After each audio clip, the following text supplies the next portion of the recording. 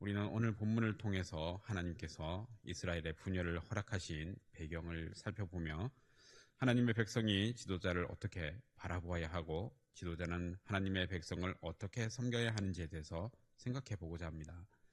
본문을 통해서 우리는 솔로몬의 뒤를 이어 이스라엘의 왕이 된 르호보암이 왕이 된 그 후에 마주한 첫 번째 위기 속에서 그의 인간적인 마음으로 어리석은 판단을 한 것을 볼 수가 있습니다. 본문은 르호보암이 아버지 솔로몬의 뒤를 이어 왕으로 즉위하는 장면으로 시작을 합니다. 르호보암은 북쪽 세겜으로 올라가 온 이스라엘 앞에서 왕으로 인정받고자 했습니다. 이는 정치적인 절차였고 백성들과의 관계를 공고히 하려는 의도였습니다. 이러한 르호보암의 행보는 새로운 왕이 되어 이스라엘의 백성의 그 소리에 귀를 기울이면서 새로운 통치를 하겠다라는 의지를 보여주는 것이다 라고 볼 수가 있습니다. 그래서 이스라엘 백성들도 이러한 파격적인 행차에 일만의 기대를 걸고 있었습니다. 세금과 구역을 가볍게 해주기를 기대한 것입니다. 그래서 북이스라엘의 대표인 여로보암이 백성을 이끌고 나와 이렇게 요청을 합니다. 왕의 아버지가 우리에게 매우 무거운 멍에를 메우셨으나 이제 그 무거운 멍에를 가볍게 하소서. 이런 말을 한 것은 솔로몬 시절부터 과한 노동과 세금에 대한 불만이 쌓였기 때문입니다. 또한 이것은 단순한 세금 감면 요청이 아니라 통치의 방식, 곧 백성들을 어떻게 다스릴 것인가에 대한 중대한 요청이었습니다.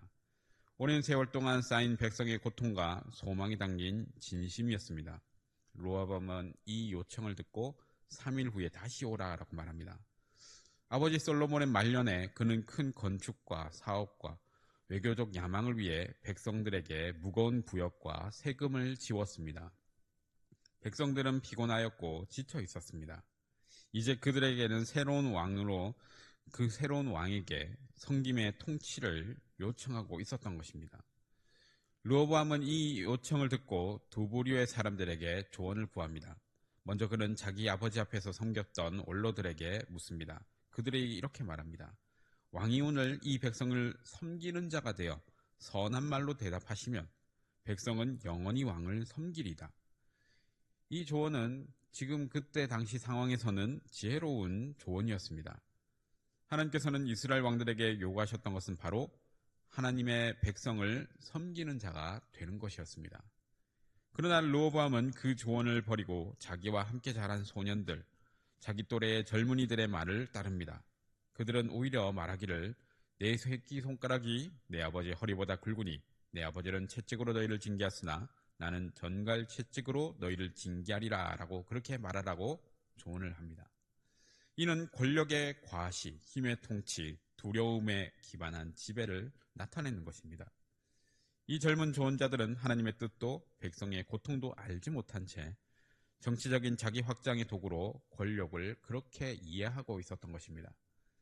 르호보암은 결국 이렇게 젊은 신하들의 오만한 조언을 따르게 됩니다. 그는 백성의 고통을 이해하지 못했고 권위로 누리려고 했습니다. 그 결과 이스라엘은 남과 북으로 분열되고 맙니다. 하나님께서는 이미 예언하신 대로 솔로몬이 그 아들 시대에 왕국이 나뉘어지는 그 비극이 있을 것이다 라고 말씀하셨고 그것이 현실이 된 것입니다. 르호보암의 결정은 결국 이스라엘 왕국의 분열로 이어져 나가게 됐습니다.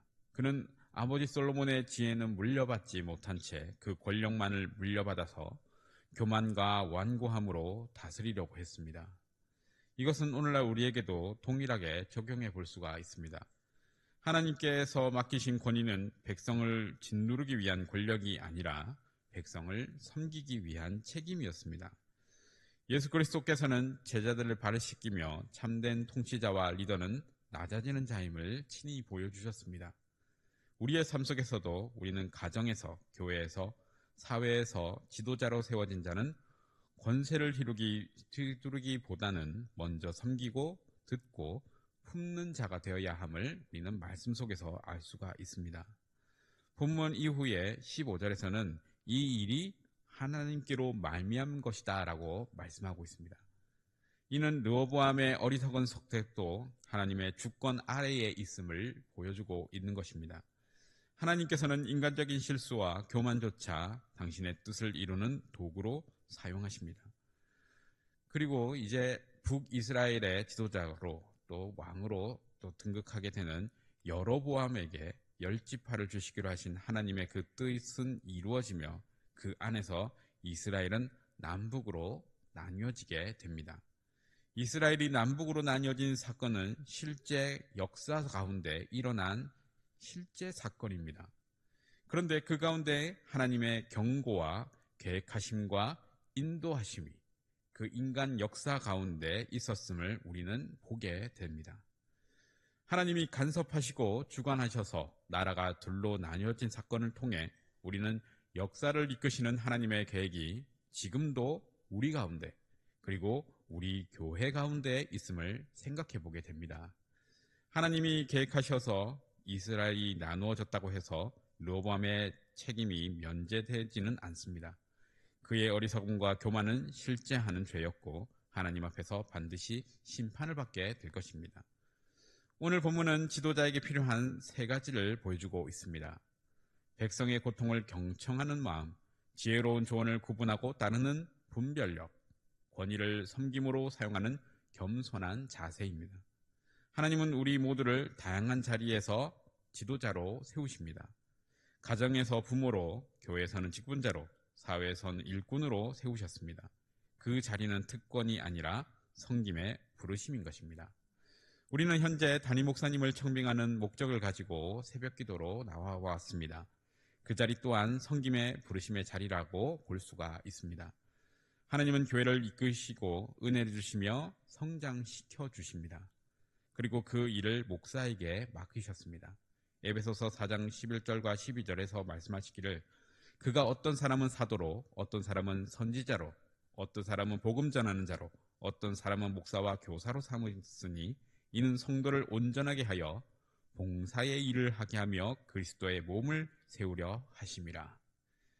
에베소서에서 언급하는 목사는 초대교회 시절에는 영적인 지도자, 양육자의 역할을 감당했습니다. 성도들을 양육하고 돌보며 가르치는 사람을 목사로 불렀던 것입니다.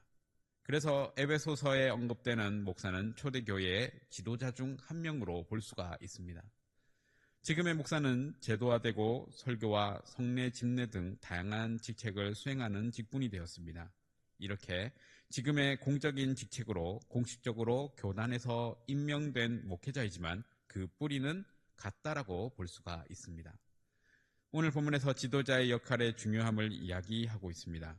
그리고 지도자가 어떤 결정과 판단을 하느냐에 따라서 상황이 변하게 됨을 우리에게 보여줍니다. 그렇기에 예수 그리스도의 몸된 교회를 섬기는 자들을 위해서 우리는 기도해야 합니다.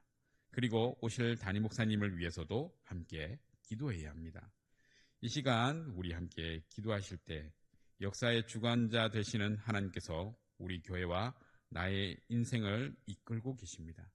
주님께서 나와 함께 하시고 우리 교회와 함께 하심으로 우리가 어떤 상황 가운데 있든지 하나님의 선한 인도하심을 받고 겸손하게 순종하는 마음으로 나아갈 수 있도록 지금 우리 함께 나와 교회를 위해 주여 부르짖고 우리 함께 통성으로 기도하며 나가도록 하겠습니다.